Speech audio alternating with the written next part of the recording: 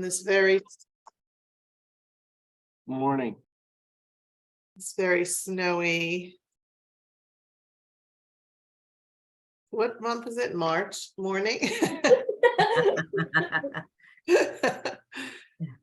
It's all good though. Hey, Mary, this is Dean Klickner. I'm here in Glens Falls. Are you in Glens Falls today? Or are you home? Saratoga. Oh, okay. I thought your office was in Glens Falls. It is, but I'm not in there. I gotcha. How's Glens Falls looking? I'll show you. It's dicey. There you go. It is, the plows didn't get out on, I'd say until 4 or 5, probably 5 or 6. So, there was 3 inches of snow on the road. Fighting. I have a 1.25 mile commute. So, Traffic's terrible, huh? Thank goodness, right? Did you walk? It'd be a beautiful day to walk. Snowshoe. oh, it's a beautiful day out there. Actually, so I know there's a lot of people, but Washington County, I hear, has a ton of power outages right now. Yeah, actually, there's power outages around here too. So fingers crossed that doesn't happen. Kelly doesn't have power. Yeah. And they had a big power line go out on Danvert Road this morning. It looked like a tree might have fallen on it. So I know that South Glens Falls and Fort Edward lost a lot of power. Yeah, the trees are pretty heavy. Because Oh, they are. during the night it was more like sleet. So they're really bowing down. We'll just wait just a few more minutes, I think, because we still have quite a few people coming in. If it makes you feel any better, the equinox is a week from today. That does make me feel better. There you go. That always. And it only gets better until June 21st. That's right. That's right. right. We're on our way. We're And on our nice way to to walk. the season that everyone wants to come to our area for, right? All right, so I guess we can get started. So thank you all for being here this morning. I hope you're cozy and safe and not sort of driving or some crazy thing. So this well-being at work training on mind and body is brought to you by the North Country Care Coordination Collaborative, which is a HRSA grant funded through, it was awarded to CVPH for the region, the 6-county region. You as frontline care managers have, told us that burnout and well-being was, a priority, obviously, especially at the beginning of the pandemic, but still that continues with the subsequent workforce issues that we're having. So by popular demand, Kim Perone has agreed to continue some of our well-being sessions. We have one more coming, and then we'll determine whether we should continue or not. So you can give us feedback in the evaluation on your thoughts on that. So without further ado, Kim, I'll give it over to you. And thanks so much for being here. And Kelly and Adrian, thank you for all you do to make this happen. I really appreciate your efforts in that. And thanks, Kim. Let's hear what you got. All right. Well, I have a lot today, so I hope you've had your coffee, and I'm glad that all of you who could be here today. I know that sometimes the snow throws everything into a mix and a mess and can be extremely stressful. So I appreciate your interest in this continuation of the burnout series. And this is the second. We did an overview last month. I picked a few of the elements of well-being to now continue. So with that, I'll just recap a couple of things that we talked about last time, which is basically, again, starting with what is well-being? Well, here's the definition. It's the experience of health and happiness, prosperity, It includes having good mental health, a high satisfaction, a sense of meaning or purpose, and the ability to manage stress. Oh, and if everyone can make sure they're muted too, that would be great. But this is the recap. This is what we want. Okay, this is well-being. This is where basically it's not this every day, but this is in general what we want in life. So we talked last time about the elements. So the elements here are different segments of life. Today, we're going to talk about emotional and physical. Next time, we'll talk about workplace, career. And then if you all are interested, you can, reflect back that we could tackle the other elements too, if you wanted a few more webinars in the series.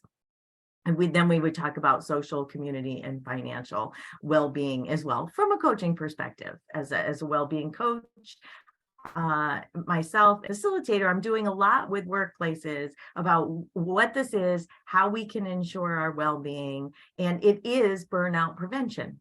So we don't want to get to the point where we're burnt out, but if people feel like they're there, no judgment on that, because obviously it's easy to get to that point.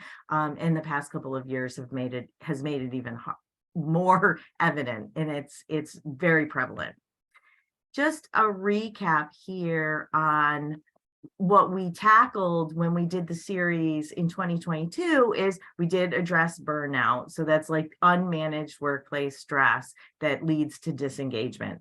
In a nutshell, we want to have a growth mindset. So rather than feeling like, well, I'm worried, anxious, exhausted, depleted, and that's just me, then you want the mindset that you can learn, grow, maybe take some steps in action in a realistic feeling. And as human beings, that's part of our well-being too.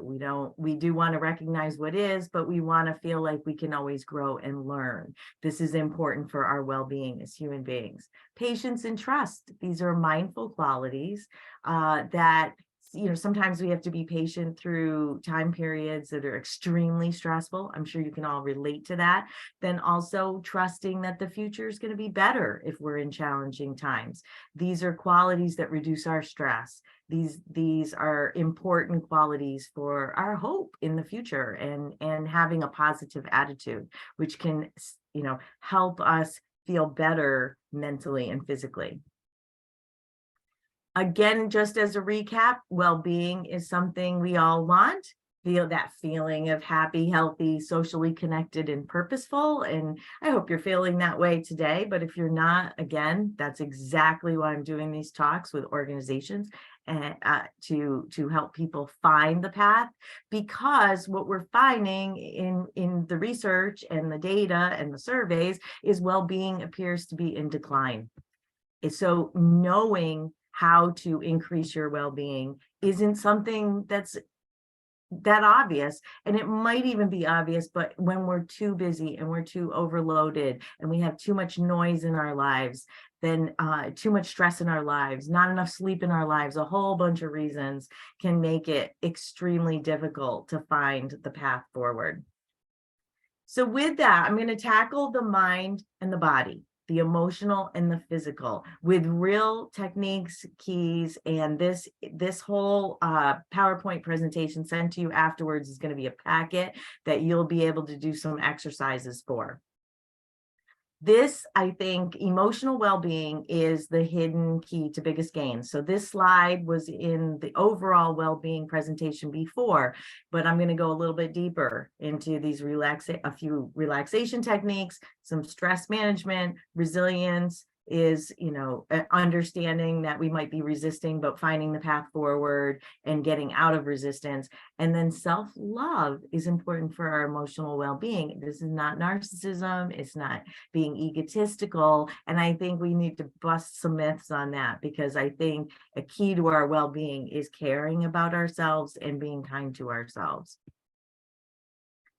So some techniques. We'll start with relaxation techniques. In our minds, in our emotional well-being, the breath, breathing, activates a relaxation response in our autonomic nervous system. So this may be a recap because you either know this or you've heard me talk about this before, but just in short, we may have a heightened sense we're getting stressed, our stimulation is going up, we're getting maybe too stressed, and we get into fight or flight, which is not good because that's really meant in our nervous system to help us run away from danger. So if we get too stressed, we're not in the best part of our brain to think.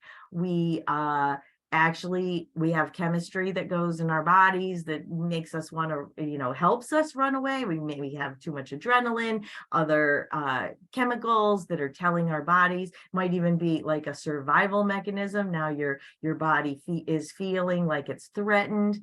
And most often today's threats are not life-threatening. So we don't want that, our nervous system, to be behaving in that way. So breathing can just activate the relaxation response in that autonomic nervous system, which can keep you thinking clearly, calmly, tackling whatever it is that you have to deal with. So it can immediately help you relax. And the counterintuitive point is that the brain is saying, no, we can't relax because we have so much to do, or something's falling apart right now, and I have a lot to do. But really, we want to be in more of a calm state to tackle all of that. So I think in general, people do need to know how to relax themselves to a calm, because they'll think clearly and do better work in life. And that, I mean, home life as well, not just work. The next, if you've heard me talk before about just a mindful meditation, ABCD, it's literally something you can do to help yourself relax in the moment, in the middle of your day, anytime. The A stands for anchor. Just anchor yourself in your seat, wherever you're at. Feel the temperature in the room, maybe feel your arms on the chair arms or in your lap, your legs on the chair, just like anchoring by literally focusing on the sensations of where you are seated. Then you can focus on your breath. So that's the B, just very relaxed in a way. You might start counting rounds of breath. And then we can thank any distraction. So say you do that for 1 minute, 5 minutes. If you were to do that and then you'd find your mind drifting, well, that's just what the mind does, or going to a to-do list, or starting to have a fretful thought. That's okay. You might even be distracted because you hear something outside your door. That's okay. You can thank the distraction and come back to the anchor, to the breath. If the counting itself is distracting, you can abandon it if you want. If you want to just do inhale, exhale. Sometimes using the words is actually a better way to keep your mind from going to the to-do list or going to other thoughts. You're actually thinking about the words. Now, the brain also might be thinking this is silly, this is a waste of time, but it neutralizes our thoughts. And a lot of our thoughts can be stressful. It can start a runaway train. Sometimes people talk about it as the rabbit hole, going down the rabbit hole. We start to get stressed. We start to have more worrisome thoughts. Our brain tries to help us by anticipating more disaster, and we might get ourselves too stressed. So ABCD is a quick mindful meditation you can do to kind of again, bring yourself back to that calm. Another way is to use your senses. Sight, smell, touch, taste, hear. What do you hear around you? Right now, I hear people's snowblowers outside.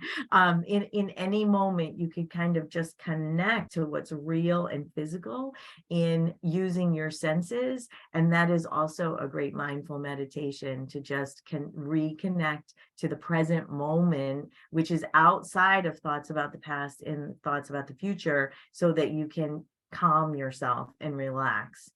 And name to tame is an expression. We've talked in the past about feeling your feelings, and that we don't want to stuff our feelings so that then they explode later. So name to tame the feelings is just a kind of a quick, nice, catchy label. Is you know, if you are feeling overly stressed, maybe you simply take a moment to say, oh my goodness, I'm getting a little panicked. I have this project, or I have this person, this patient, this client, whatever, and I'm starting to feel a little nervous about what's going on. Naming to tame the feelings is a quick exercise to just bring yourself again back to that calm.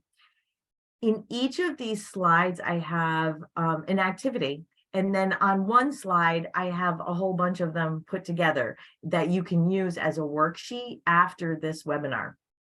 So one of the things that you can do as an activity here is I will use these techniques when, and then list as an activity, list as making this a workshop, the times you feel most overwhelmed, so that you raise that to your level of consciousness, the times you might want to use these techniques.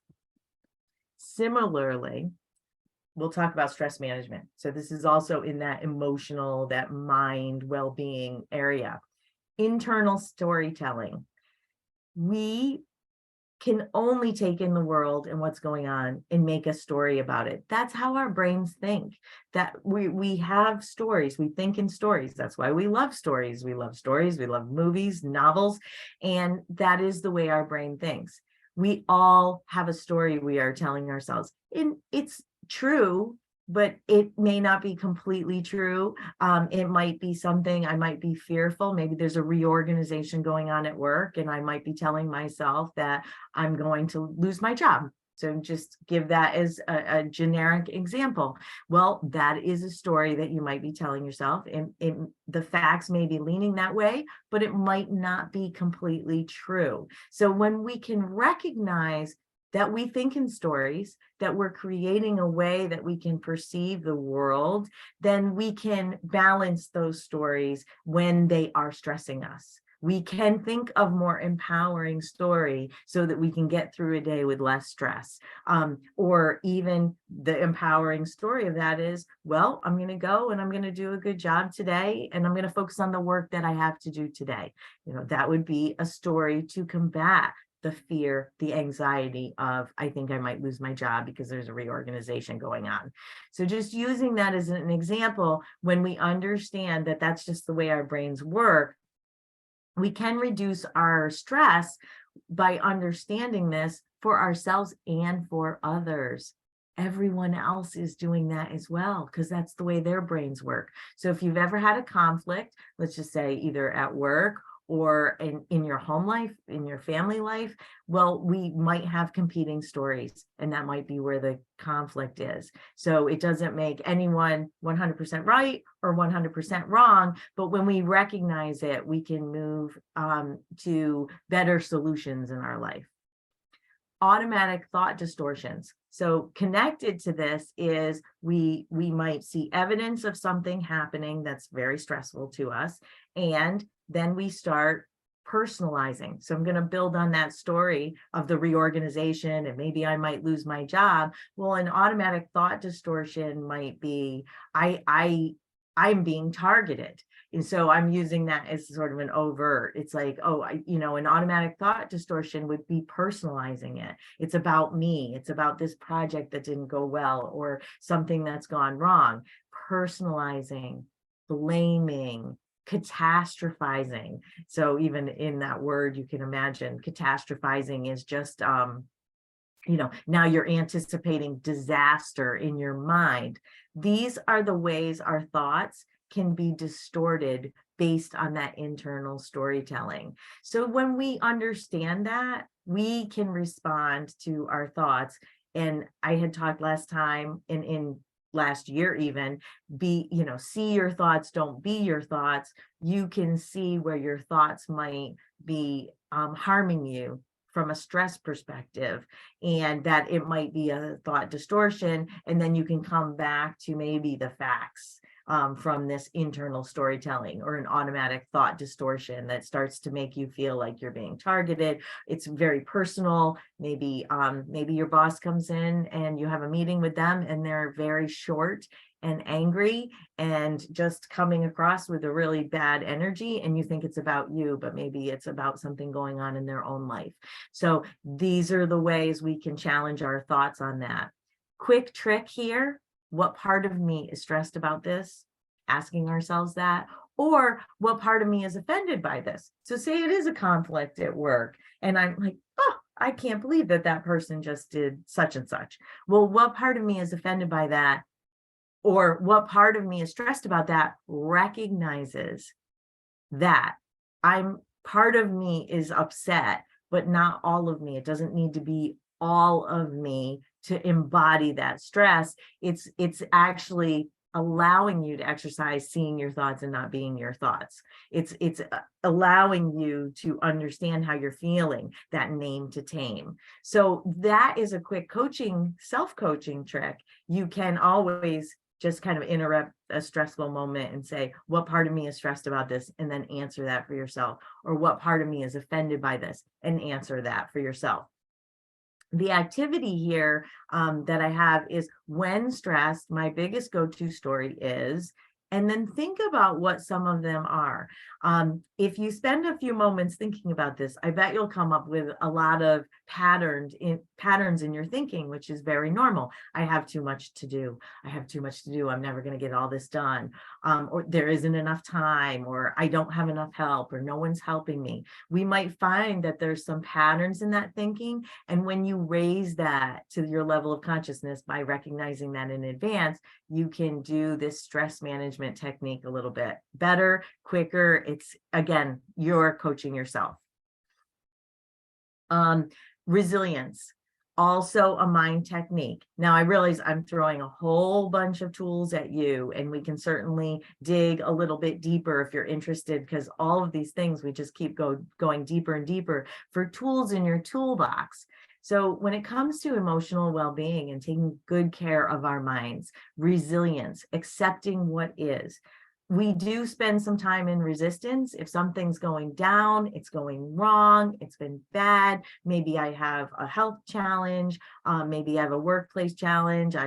My position's been changed and I don't like it. Well, we do spend time in resistance. We don't like what is. That wasn't the way we planned it. Well, when you can move to, okay, this is the way it is right now. All right, now I know what is. Then you can move into, well, if it wasn't what I liked, is there a lesson in the letdown? Is there a lesson in it? Is it something, can we take any good out of it? And when we turn things, the lessons, when we let the letdown, there's a little bit of a tongue twister here. When we let the letdown be the lesson, we can move quicker to finding the path forward. Then we feel more empowered. Hey, I'm just navigating, I'm on the river of life and this is where it's going. And there's probably some lesson. Can I take some good nugget out of this? And then that reduces my resistance so I can find the path forward. So the activity here that you can do anytime is write a sentence about a current challenge and use these 3 points. This is what is, describe it. This is the lesson, maybe be creative. Sometimes you'll be creative. You'll say, well, where is the lesson in that? And then now I will blank. So that whatever the path forward is. And you can use this anytime. You can use this in journaling. All of these activities you can use in journaling as well to help you master this mindset for handling things that may not be going your way. Also, good emotional well-being, self-love. So to dig a little deeper here, I want to bust the myth. It's not egotistical. I think we should care about ourselves. I think self-love gets a bad rap, and most of us in coaching are trying to fix this. We are not being great human beings when we dislike ourselves on the inside. That is not humility. That is not true humility. You should like yourself. You should be kind to yourself. You should value yourself. It is a good foundation of worthiness, and everyone is worthy.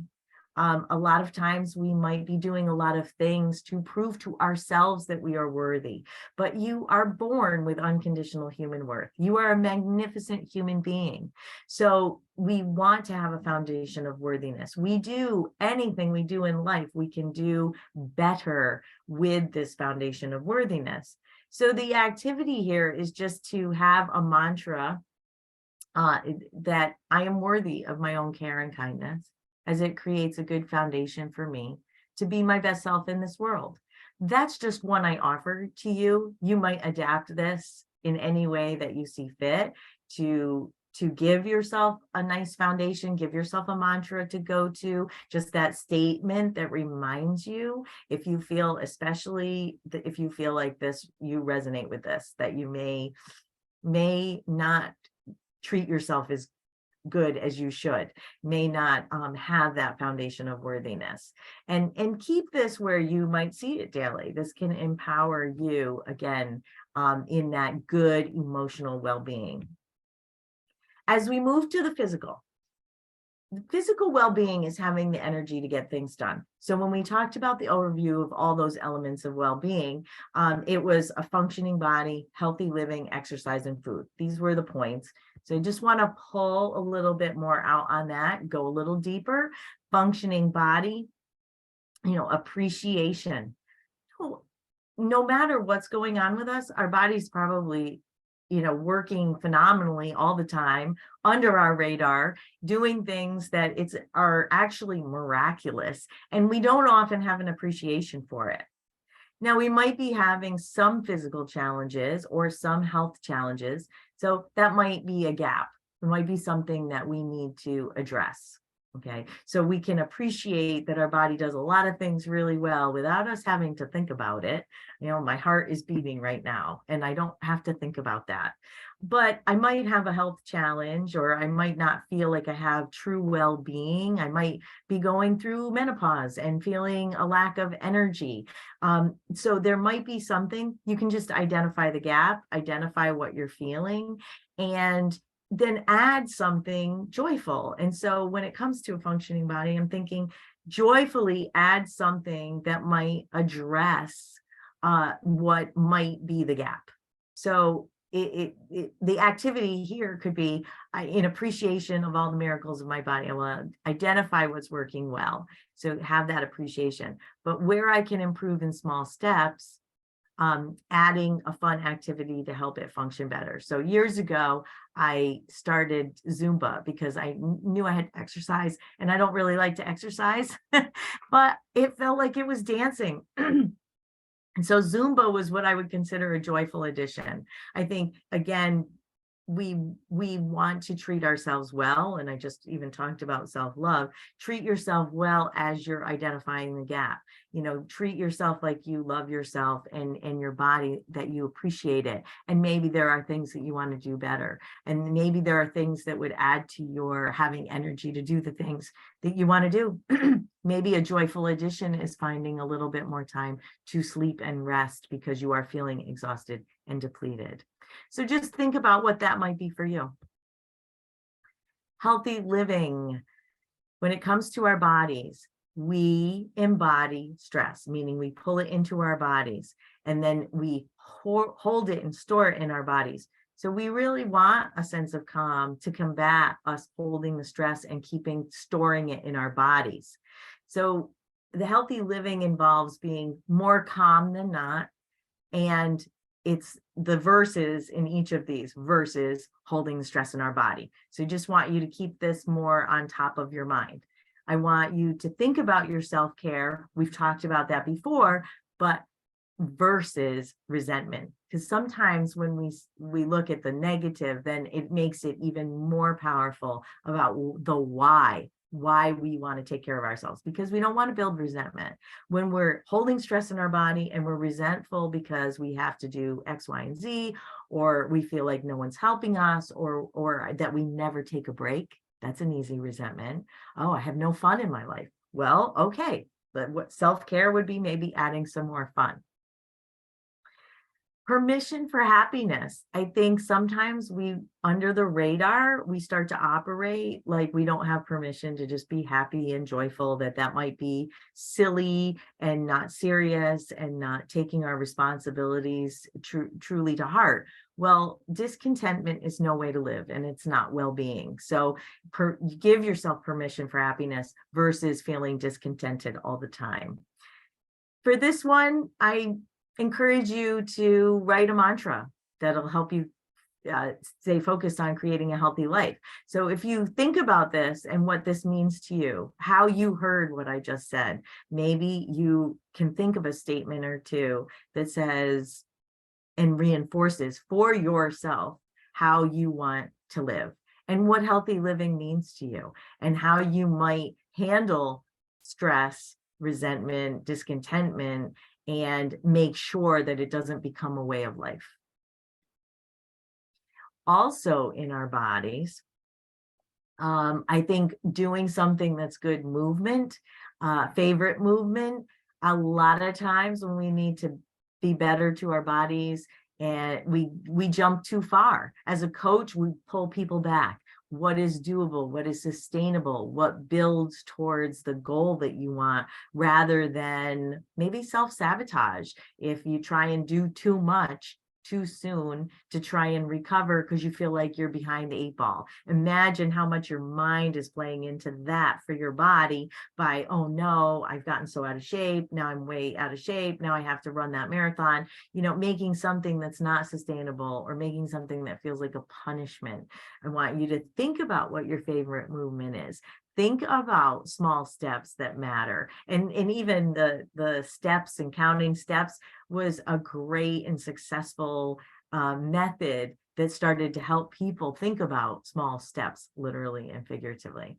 Opportunity. Where's your opportunity to do more for your body?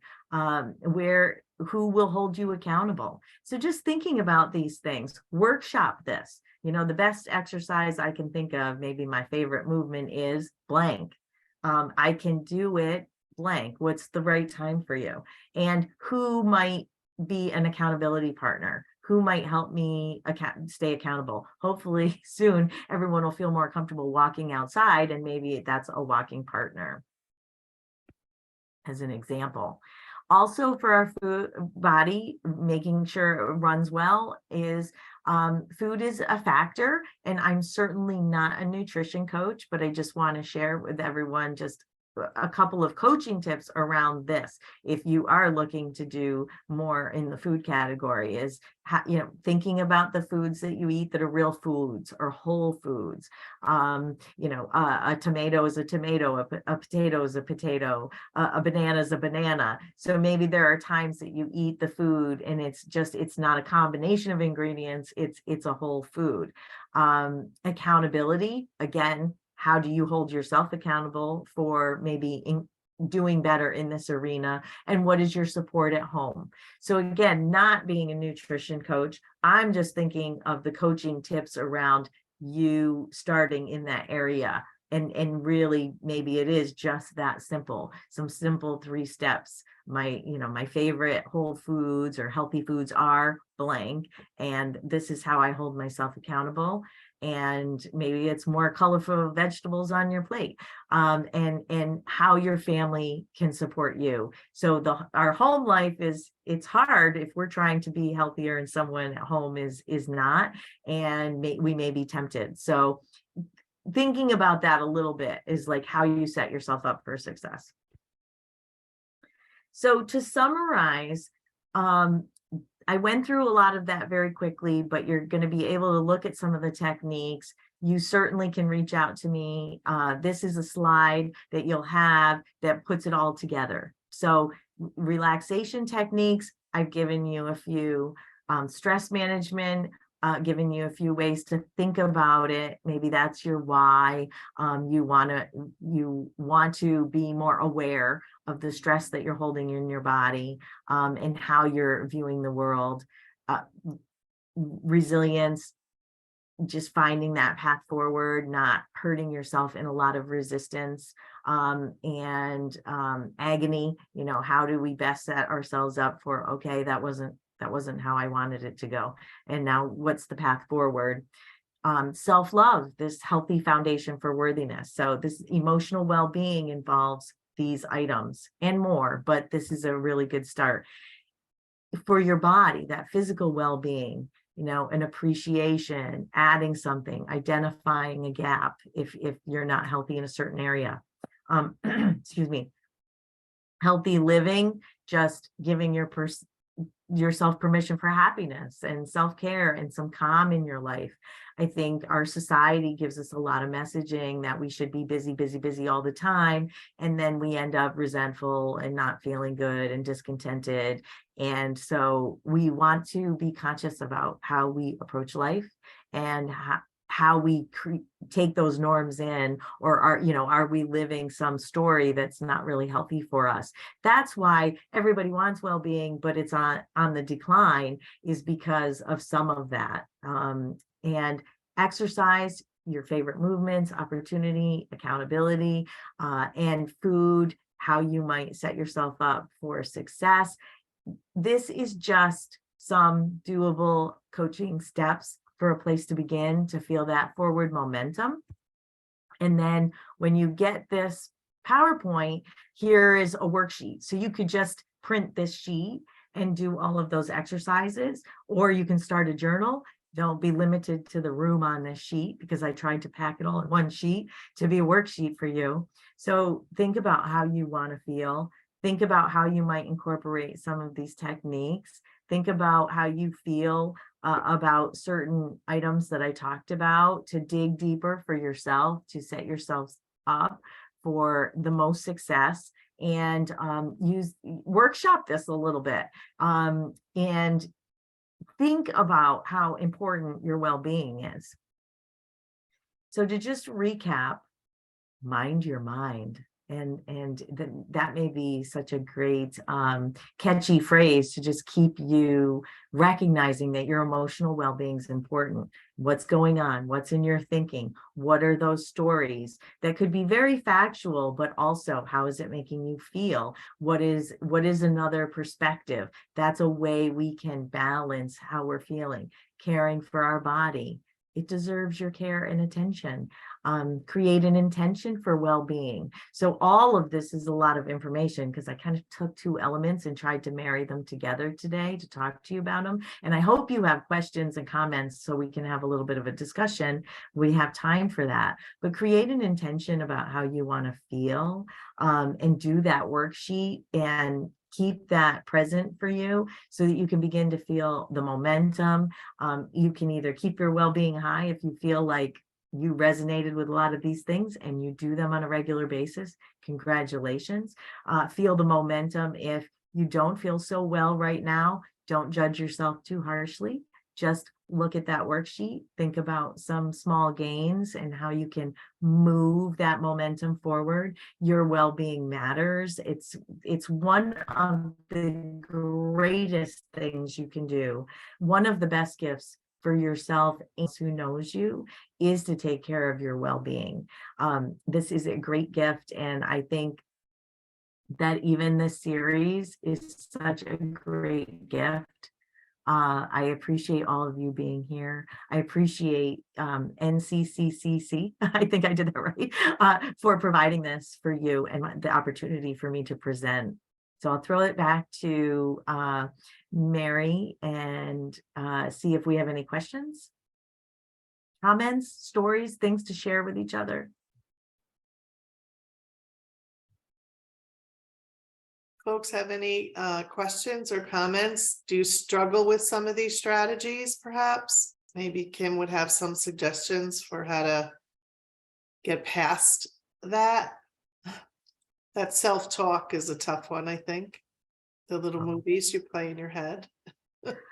Yeah, it absolutely is. And even as coaches, we're walking the walk. We're not just talking the talk. So we notice it too all the time. We do these exercises all the time. We have to. And we can be doing the same thing. We're human beings living the same life.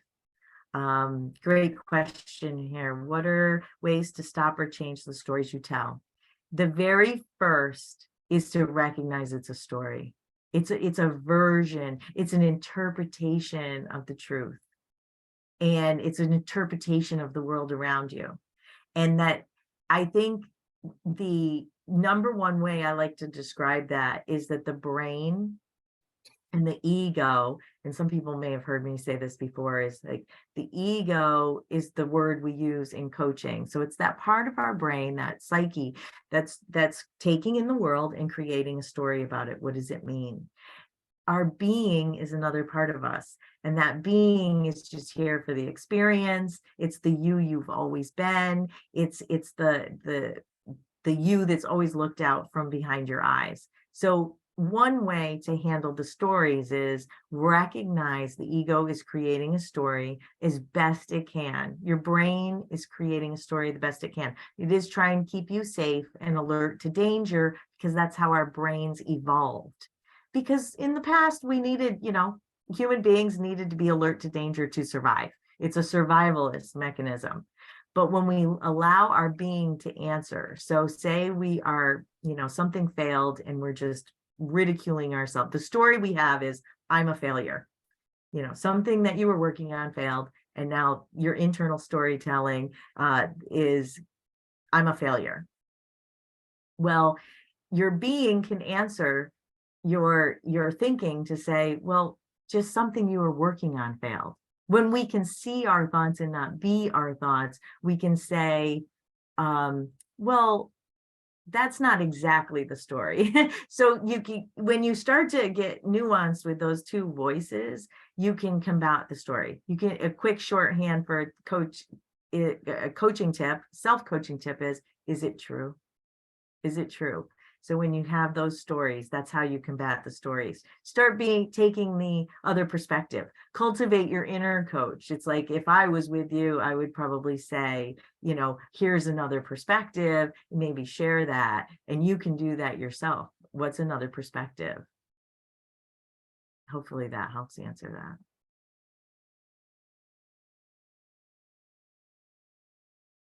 And maybe even, what is a loving perspective too? What is a kind perspective? Because that, you would also say, what would a good friend say to me? And when we're dealing with those internal stories and they're stressing us out, we're probably far better to be more calm. So that unbelieving that the empowering story, like, we'll find a solution. I failed something. We're going to fix this. It's going to work better. I'm not a failure. But something I was working on failed. That is really where you go from there.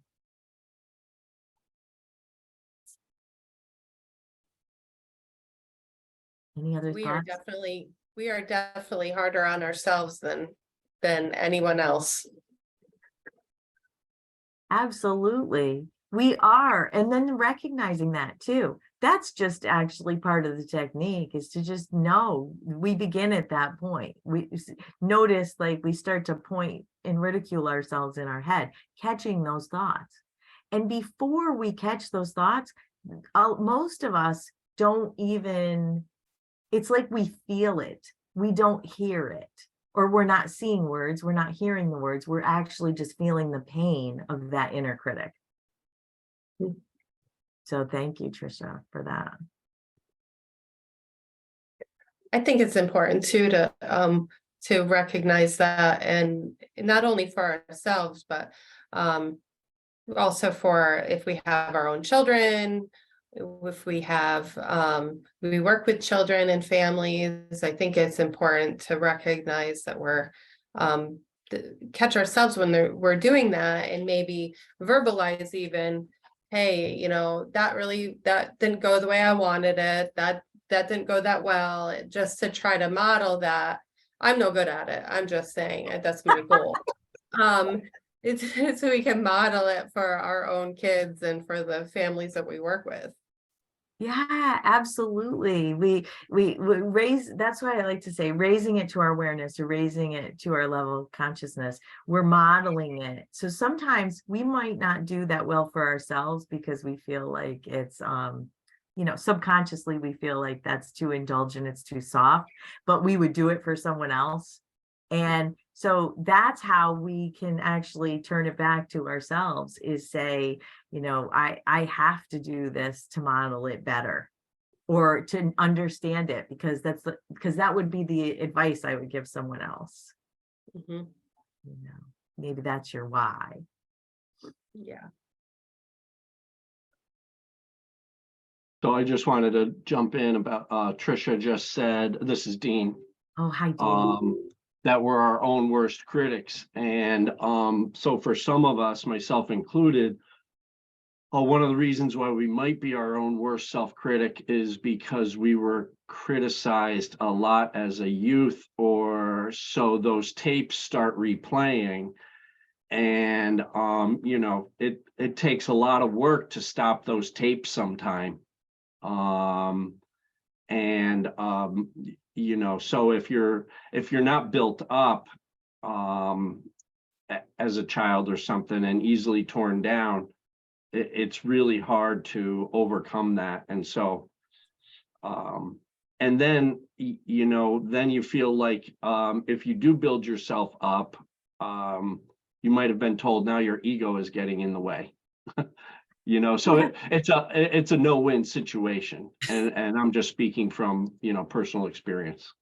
Thank you for sharing that, Dean, because that is so true. We do need to look with clearer eyes and clearer vision to where we may have gotten, you know, that inner critic, and what were the norms, maybe even family norms. It was, I think about in my own mind, or like, who do you think you are, Missy? Like as a childhood thing. And we often do that with kids, is like, it's well-intentioned. It's well-intentioned. We may have had a very critical household growing up, and it may have been well-intentioned to make you a good, humble person and working hard, but we might be replaying some too harsh and too negative, or we may have taken the ball and run with it, like, this is how I succeed in life. And it's not really sustainable. The research does show that we add stress to ourselves, and we might even slow ourselves down, or we might become perfectionists that want to stay in a nice, neat box, because then we've got it all figured out, and that's safe. One of the mindfulness trainings that I participated in, they talked about how, you know, say you were, like if your boss were to approach you with the words that you say in your head, like, oh, you didn't do that well, like, oh, you're a failure, you know, what do you think you're doing? You're like, that was stupid. If our boss came at us with that kind of framework and mindset, and they said that all, I don't think that would boost me. I don't think that would motivate me to be better. I think it would kind of hobble me. And really, you know, for me, when I get stressed, I shut down. So I know that if somebody were to stress me that way, then I would likely shut down and not be productive at all. And it wouldn't be helpful. So, but then if you think about, you know, but I'm saying that to myself all the time.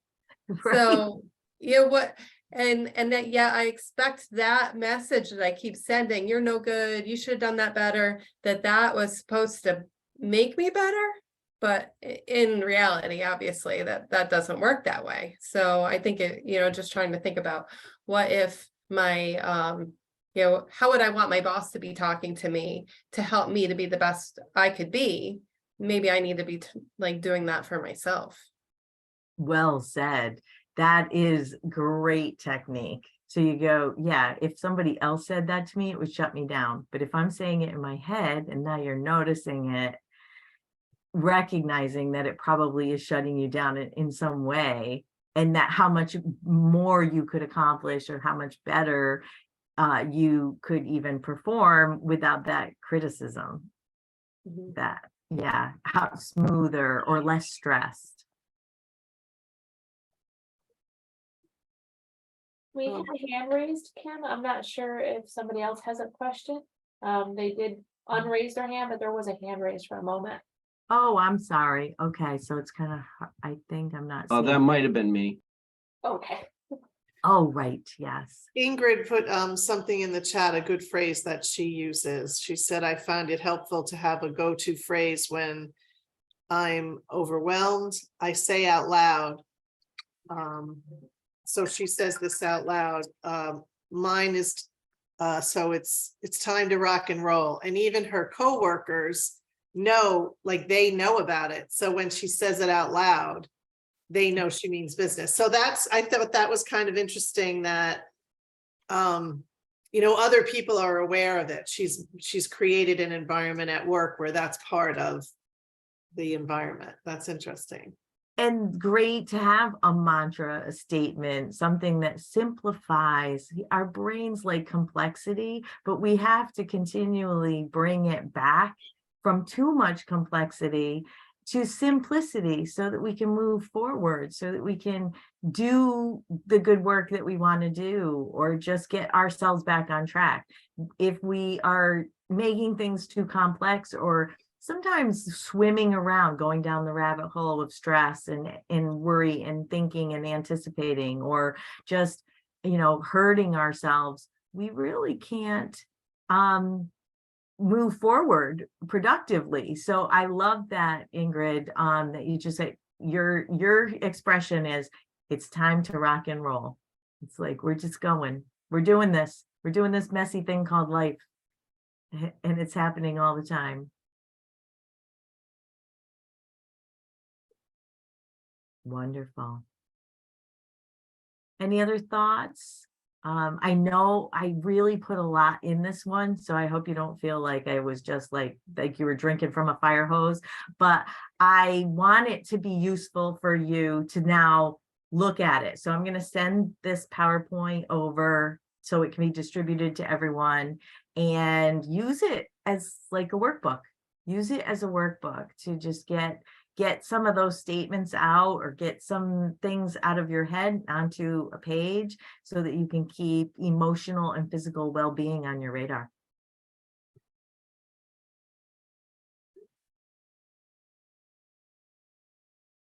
Okay.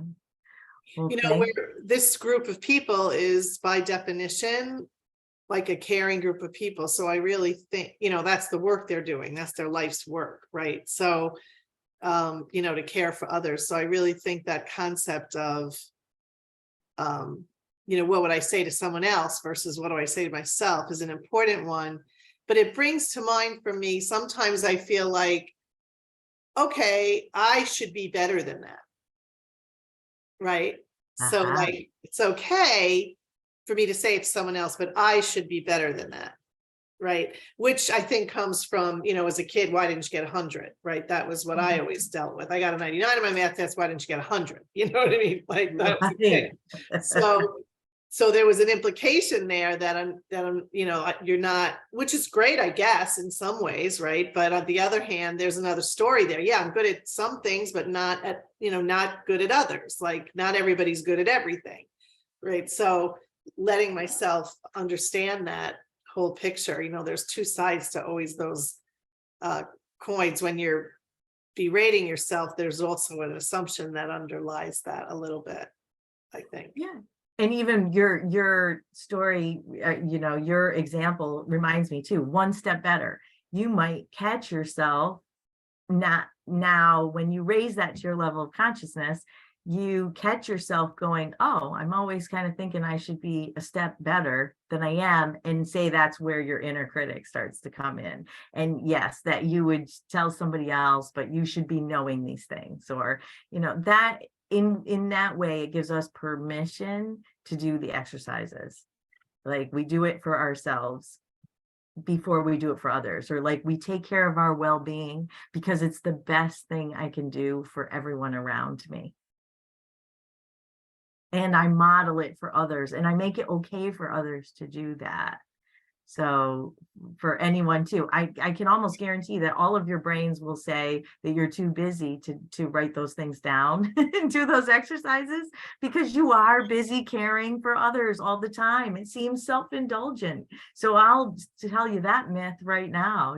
I'll tell you what the ego probably would say is like, oh yeah, you're going to push it to the side of your desk, maybe even print it out. That'll be great. And then you'll push it aside and not look at it, because you're doing that for you, but you really are doing it for everyone.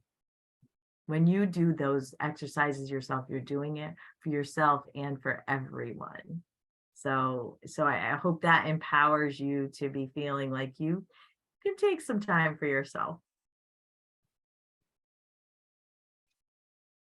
Any other thoughts or questions, examples? So Kelly, because her power's out, can't get to the evaluation. We normally put it in the chat. So she's going to send it to you. Please, please, please, as many of you as possible, if not all of you, that would be fantastic. Fill it out, because this is kind of a critical point in us deciding whether we go forward after we have one more. We could add more, as the year goes on before the grant ends, if there's interest. So let us definitely do the evaluation. Let us know that, and let us know your thoughts and any other information that you'd like to hear more about. That would be great. Other trainings that we could offer. All right. So everyone stay safe. Thank you so much, Kim, as always. It's so enlightening. A lot of food for thought as we watch the snow come down. And, Yeah. thank you all. Stay safe, and we'll see you next time. Thank you. Take care, everyone. Great Thank to see you. you Have a good today. day. Thank you for coming. Bye-bye. See you next time.